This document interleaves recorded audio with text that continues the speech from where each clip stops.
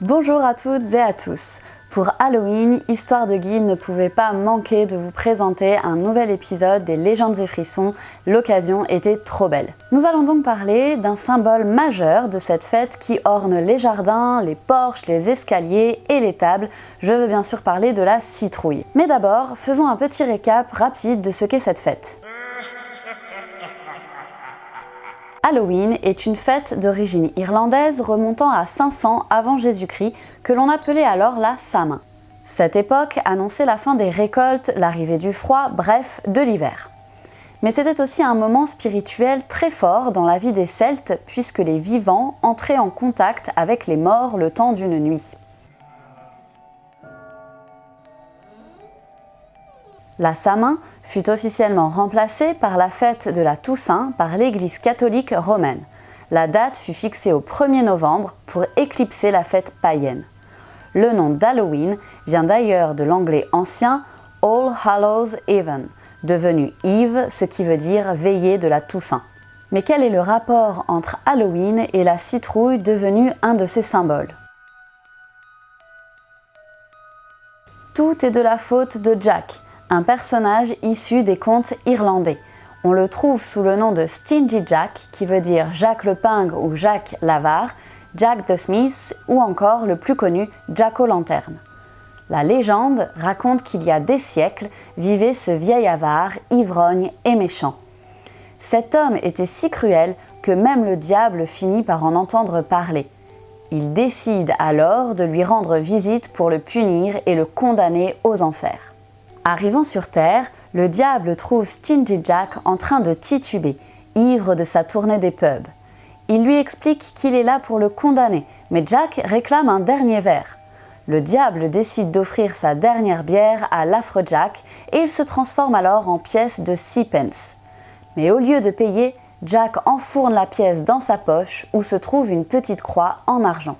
Vous l'avez compris, le contact de la croix en argent emprisonne le diable sous forme de pièce. Jack propose de le libérer, mais à la condition de bénéficier de 10 ans de tranquillité avant d'être emporté pour toujours aux enfers. Le diable, furieux, accepte et retourne d'où il vient. En même temps, il n'a pas trop le choix. 10 ans plus tard, il revient. Jack veut bien le suivre, mais lui demande avant de partir de lui cueillir une pomme. Le diable accepte, monte au pommier où il se trouve à nouveau piégé car Jack encercle le tronc d'arbre avec des croix. Pour être libéré, le diable doit promettre de le laisser tranquille à tout jamais. À nouveau, il est obligé d'accepter. Mais Jack n'est pas immortel et il meurt un 31 octobre. Il se retrouve aux portes du paradis où Saint-Pierre lui refuse évidemment l'accès. Jack se rend aux enfers et demande au diable de le laisser rentrer. Mais il refuse également, lui rappelant la promesse de le laisser tranquille. Il demande alors au diable quoi faire.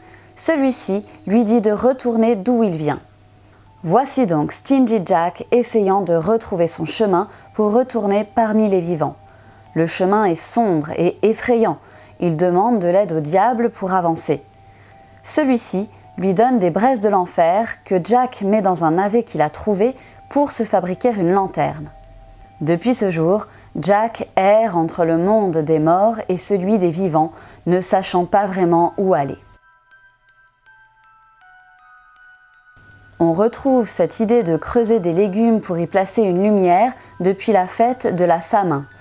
C'était une manière de se protéger des esprits malins ou des âmes damnées comme celle de Jack lors de cette nuit si spéciale permettant aux morts et aux vivants de coexister. Mais vous l'avez sûrement compris, c'est au fil des années que les traditions décidèrent d'adopter la citrouille plutôt que le navet.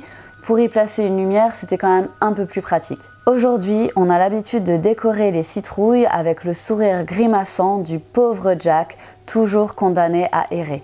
En tout cas, je vous souhaite un joyeux Halloween, ne mangez pas trop de bonbons et surtout faites très attention aux esprits qui rôdent.